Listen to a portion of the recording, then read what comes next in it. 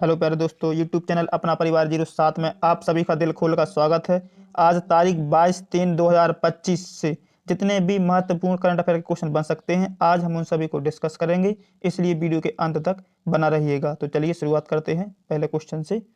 देखिए दिया है, हाल ही में किस राज्य सरकार द्वारा परिवार केंद्रित नागरिक डाटाबेस की स्थापना का प्रस्ताव रखा गया है? तो option number 1 Manipur, option number 2 Sikkim, option number 3 है असम, ऑप्शन नंबर 4 है अरुणाचल प्रदेश। तो देखिए इस क्वेश्चन का सही जवाब हो जाएगा हमारा ऑप्शन नंबर 4 अरुणाचल प्रदेश। तो देखिए नागरिक डाटाबेस की स्थापना का प्रस्ताव अरुणाचल प्रदेश ने रखा है। देखिए अरुणाचल प्रदेश सरकार द्वारा परिवार केंद्रित नागरिक डाटाबेस की स्थापना का प्रस्ताव रखा गया है। इस पहल का उद्देश्य सार्वजनिक कल्याण लाभों और सेवाओं का कुशल, पारदर्शी और लक्षित वितरण सुनिश्चित करना है। इस डेटाबेस को बनाने के उद्देश्य से राज्य सरकार ने 6 मार्च को विधानसभा में राज्य बजट सत्र के पहले दिन अरुणाचल प्रदेश अरुण परिवार पत्र प्राधिकरण विधेयक 2025 पेश किया। एक अन्य विधेयक अरुणाचल प्रदेश बाढ़ मैदान क्षेत्रीकरण विधेयक 2025 भी सदन में पेश किया गया। इसका उद्देश्य बाढ़ के जोखिम को कम करने और बेहतर भूमि उपयोग योजना सुनिश्चित करने के लिए राज्य के नदी जलमार्गों के साथ बाढ़ क्षेत्र सीमांकन को विनियमित करना है। इनके साथ ही सरकार ने सत्र के दौरान 2 और विधेयक पेश किए। इनमें अरुणाचल प्रदेश माल और सेवा कर संशोधन विधेयक 2025 और अरुणाचल प्रदेश सार्वजनिक परिसर अनधिकृत कब्जाधिकारियों की बेदखली या संशोधन विधेयक 2025 भी शामिल है। तो इसी के साथ देखिए नेक्स्ट क्वेश्चन दिया है, हाल ही में किस देश के राष्ट्रपति द्वारा रणनीतिक बिटकॉइन रिजर्व बनाने के कार्यकारी आदेश पर हस्ताक्षर किए हैं? तो देखिए option number A America, option number B रूस, ऑप्शन नंबर सी चीन, ऑप्शन नंबर डी फ्रांस। तो इस क्वेश्चन का सही जवाब होगा हमारा ऑप्शन नंबर ए अमेरिका। तो देखिए इस क्वेश्चन का सही जवाब है अमेरिका। देखिए अमेरिकी राष्ट्रपति डोनाल्ड ट्रंप ने रणनीतिक बिटकॉइन रिजर्व बनाने के लिए एक कार्यकारी आदेश पर हस्ताक्षर किए। देखो ट्रेजरी विभाग बिटकॉइन रिजर्व को प्रशासित करने के लिए एक कार्यकारी स्थापित करेगा। अमेरिका रिजर्व में जमा किए गए किसी भी बिटकॉइन को नहीं बेचेगा। इसे मूल्य के भंडार के रूप में रखा जाएगा। अनुमान के अनुसार अमेरिकी सरकार के पास लगभग 2 लाख बिटकॉइन हैं। इस रिजर्व को आपराधिक और नागरिक जब्ती मामलों में जब्त किए गए बिटकॉइन से वित्त पोषित किया जाएगा। अमेरिकी सरकार अन्य जब्त की गई क्रिप्टो करेंसी को रखने के लिए एक डिजिटल एसेट स्टॉक पाइल भी स्थापित करेगी। इस स्टॉक पाइल का प्रबंध ट्रेजरी विभाग द्वारा किया जाएगा।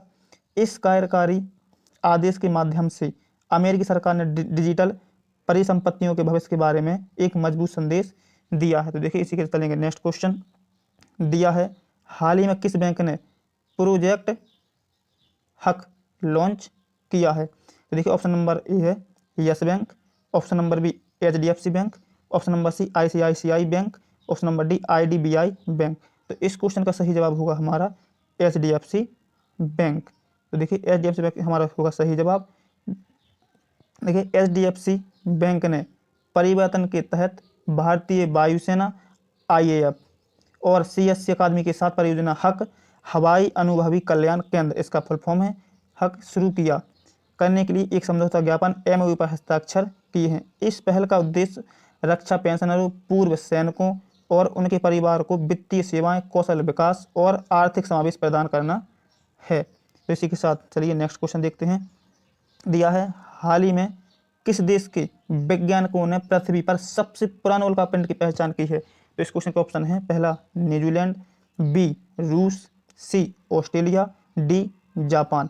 तो इस क्वेश्चन का सही जवाब होगा हमारा ऑस्ट्रेलिया। ठीक है, इस क्वेश्चन का सही जवाब है ऑस्ट्रेलिया।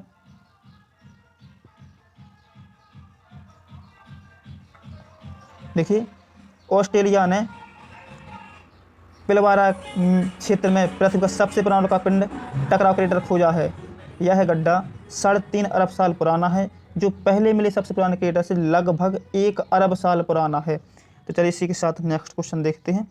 दिया है, हाल ही में किस देश ने आईसीसी चैंपियंस ट्रॉफी 2025 को अपने नाम किया है?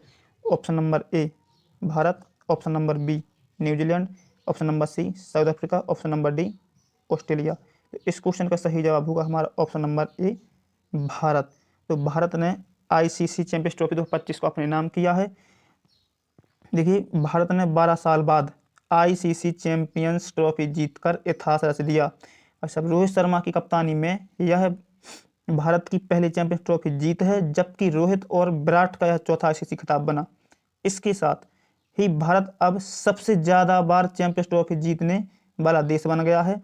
भारत ने लगातार दूसरा आईसीसी टूर्नामेंट भी अपने नाम किया, क्योंकि पिछले साल रोहित शर्मा की कप्तानी में ही भारतीय टीम ने T20 वर्ल्ड कप 2024 जीता था। और आईसीसी चैंपियनशिप ट्रॉफी 2025 यह दुबई में खेला गया 9 मार्च 2025 को। चलिए इसी के साथ नेक्स्ट क्वेश्चन, हाल ही में किस राज्य सरकार ने महिला समृद्धि योजना को मंजूरी दी है? इस क्वेश्चन का option number A Rajasthan, option B Himachal Pradesh, option C Andhra Pradesh, option number D है दिल्ली। तो इस क्वेश्चन का सही जवाब हो जाएगा हमारा कौन सा? दिल्ली। तो दिल्ली ने महिला समृद्धि योजना को मंजूरी दी है। देखिए, दिल्ली में महिला समृद्धि योजना लागू हो गई है। बीजेपी के राष्ट्रीय अध्यक्ष जेपी नड्डा ने यह योजना लागू किए जाने का ऐलान किया और साल के लिए 51 करोड़ रुपए आवंटित किए गए हैं। सूत्रों के मुताबिक इससे पहले दिल्ली सचिवालय में हुई कैबिनेट मीटिंग में महिला समृद्धि योजना को मंजूरी मिल चुकी है। जेपी नड्डा रजिस्ट्रेशन की तारीख का ऐलान भी कर सकते हैं। बीपीएल कार्ड धारक, देखिए यह इंपोर्टेंट है, बीपीएल कार्ड धारक महिलाओं को इस योजना का लाभ मिलेगा। चलिए इसी के साथ हम नेक्स्ट क्वेश्चन पर चलते रहें। दिया है, हाल ही में किस पूर्वोत्तर राज्य में चाप चार कूट त्योहार मनाया गया है? तो इस क्वेश्चन का ऑप्शन नंबर ए है Sikkim, option B Assam, option C Manipur, option D Mizoram. तो इस क्वेश्चन का सही जवाब होगा हमारा मिजोरम। देखिए, मिजोरम में चाप चार कूट त्योहार मनाया गया है। दिया है, देखिए चाप चार कूट मिजोरम भारत का एक त्यौहार है। यह मिजोरम का सबसे बड़ा त्यौहार है। चाप चार कूट का अर्थ उस अवधि के दौरान आयोजित होने वाला त्यौहार है जब काटे गए बांस और पेड़ों को झूम की खेती के लिए जलाने के लिए सूखने का इंतजार किया जाता है। यह हर वर्ष मार्च के महीने में मनाया जाता है। इस उत्सव की शुरुआत 1450 ईस्वी से 1700 ईस्वी में सुईपुई नामक गांव में होने का अनुमान लगाया जाता है। तो चलिए इसी के साथ हम नेक्स्ट क्वेश्चन देखते हैं। दिया है, हाल ही में कहाँ 2 दिवसीय स्टडी इन इंडिया एक्सपो की शुरुआत हुई? तो देखिए, इस क्वेश्चन के ऑप्शन हैं A Dhaka, option number B Kathmandu, option C Colombo और ऑप्शन नंबर डी कंधा। तो देखिए, इस क्वेश्चन का सही जवाब होगा हमारा ऑप्शन नंबर सी कोलंबो। ठीक है, तो कोलंबो में 2 दिवसीय स्टडी इन इंडिया का आयोजन किया गया। देखिए, श्रीलंका के कोलंबो में 2 दिवसीय स्टडी इन इंडिया एक्सपो की शुरुआत हो चुकी है। इस एक्सपो में कई भारतीय विश्वविद्यालय और संस्थान हिस्सा ले रहे हैं। इच्छुक छात्र इस एक्सपो में आकर भारतीय शिक्षण संस्थानों में मिलने वाले अवसरों के बारे में जानकारी ले सकते हैं। तो चलिए इसी के साथ नेक्स्ट क्वेश्चन देखते हैं।